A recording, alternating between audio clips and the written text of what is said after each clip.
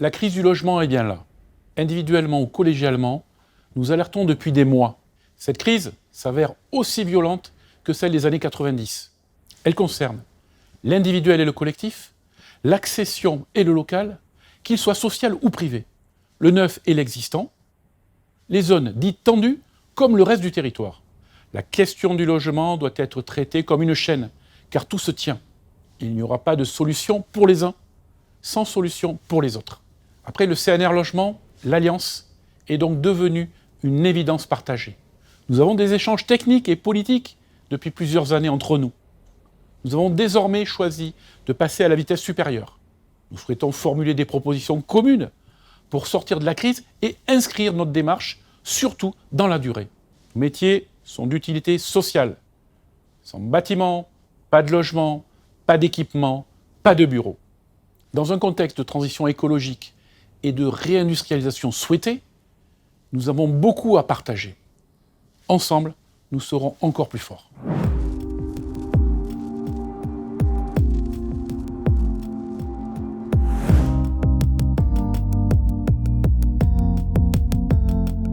C'est difficile de trouver un adjectif pour qualifier notre état d'esprit, tellement la situation de notre secteur est cataclysmique. Quand on perd 115 000 ventes en une année, on ne peut qu'être très très inquiet.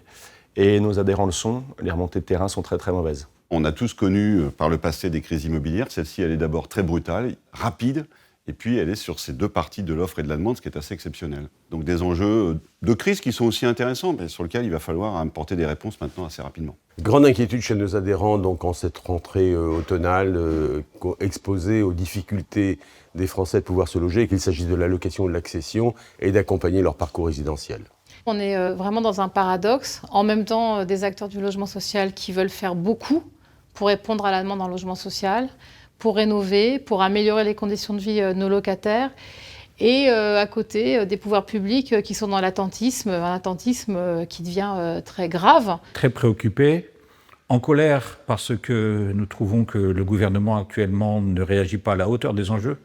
Nous insistons fortement pour que celui-ci réagisse, mais nous sommes déçus pour l'instant. On sait que notre activité, elle va se poursuivre à peu près normalement jusqu'au premier trimestre 2024. Ce qui nous préoccupe plus, c'est demain la partie baisse des permis de construire, baisse des réservations dans le logement neuf. 50% des agences d'architectes travaillent sur le logement, ce qui veut dire 50% de baisse d'activité pour les agences qui travaillent dans ce milieu-là. Il va y avoir une réduction des effectifs dans les agences. Ça, on ne peut pas faire autrement.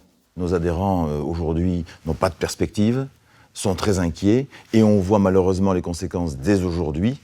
Les départs à la retraite ne sont pas remplacés, et on procède au premier licenciement économique. La filière aujourd'hui s'interroge sur le fait qu'elle ne soit pas écoutée, entendue, sur le fait qu'on ne tienne pas compte de son retour d'expérience, de sa capacité à analyser les situations. Il est important en fait que l'écoute s'installe, que soit pris en compte le regard de tous, et puis surtout qu'on soit associé à les prises de décision.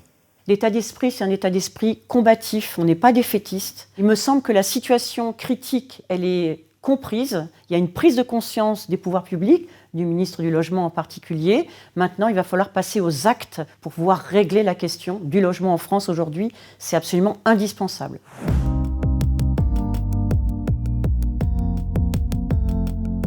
La première réflexion que j'ai eue, c'était « y a-t-il un pilote dans l'avion ?»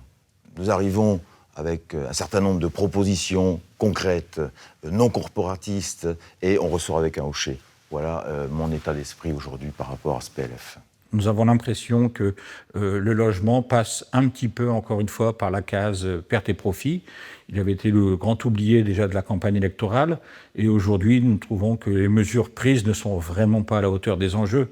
Il faut quand même que le gouvernement comprenne que le financier, c'est la clé souvent de l'opération. À la fois le montage financier global, mais surtout les taux d'intérêt et les taux d'emprunt qui sont possibles. La loi de finances 2024, en fin de compte, aujourd'hui, elle dit peu de choses sur le logement, sauf une chose qui, pour nous, est catastrophique, c'est le recentrage du prêt à taux zéro sur les zones dites tendues et sur le logement collectif. C'est une très mauvaise idée et ça va accentuer encore la difficulté. Donc nous, notre combat sur le PLF 2024, c'est de revenir sur cette décision-là, dont on a bien conscience qu'elle a un coût budgétaire, mais elle est nécessaire pour maintenir l'accession à la propriété et la dynamique du marché du logement. On a besoin que le prêt à taux zéro, il aide vraiment les ménages qui ont besoin d'accéder à la propriété et pas qu'il soit une simple ligne budgétaire non consommée. La mort annoncée du Pinel également est une triste désillusion. On a besoin aujourd'hui d'outils qui fonctionnent rapidement et ceux-ci sont en place depuis de nombreuses années. Il faut les utiliser tellement notre marché est en difficulté.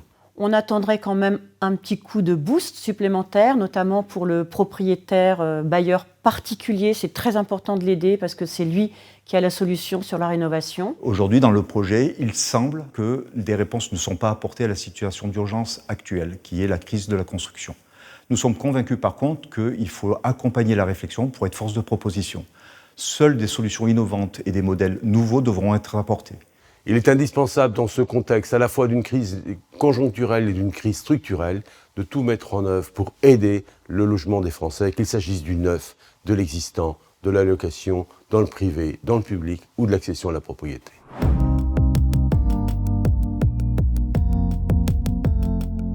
L'Alliance Logement, c'est important parce qu'on parle d'une seule voix, à l'unisson, sur des sujets qui sont complexes, c'est-à-dire le logement, la construction du logement, la gestion du logement, la vente du logement.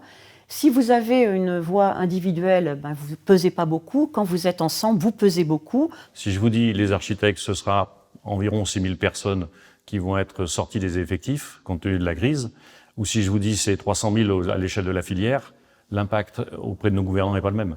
L'union fait la force, tout simplement. On s'est rendu compte qu'en étant ensemble, on a sans doute beaucoup plus de chances d'être entendus. Et en plus, nous sommes ni plus ni moins qu'une chaîne. Et une chaîne est composée de différents maillons. Et nous sommes les maillons de la chaîne du logement. Quand on est promoteur, on a besoin, dans beaucoup de cas, des bailleurs sociaux. Quand on est promoteur et qu'on vend à des investisseurs, on a besoin des gens qui vont gérer derrière. On a besoin des entreprises du bâtiment pour construire. Donc, toute cette grande famille des acteurs du logement doit partager les objectifs. On est à disposition tout simplement du gouvernement pour apporter au regard de chacun, dans l'intérêt général, des solutions qui sont des solutions vraiment issues du terrain et d'éviter d'être sur des postures ou des positions qui sont plutôt des positions individuelles. Une démarche d'alliance cherche à montrer que nous sommes tous unis et en colère. Nous voulons chasser maintenant en meute. Le logement est en danger, le parcours résidentiel est cassé. Il faut que nous nous unissions pour faire comprendre que ça ne peut pas continuer comme cela. S'organiser en filière, c'est déjà être capable de partager des constats et y compris des exigences communes. Et ensuite, c'est, j'espère, partager l'ambition de faire, de continuer à diffuser l'idée qu'il faut répondre aux besoins en logement et que pour ça, il faut une multiplicité des réponses. Du logement social, du logement privé, du locatif comme de l'accession, des tas de dynamiques différentes, mais surtout qui répondent aux exigences des ménages. Les mesures les plus urgentes tournent autour du financement et du fait de redonner du pouvoir d'achat aux Français pour qu'ils puissent acquérir, voire même louer un logement dans de bonnes conditions. Cette stratégie d'alliance est fondamentale aujourd'hui, exposée à une crise structurelle et conjoncturelle. Il faut se donner tous les moyens, permettre à tous les acteurs de pouvoir s'exprimer. Cette union fera notre force pour demain.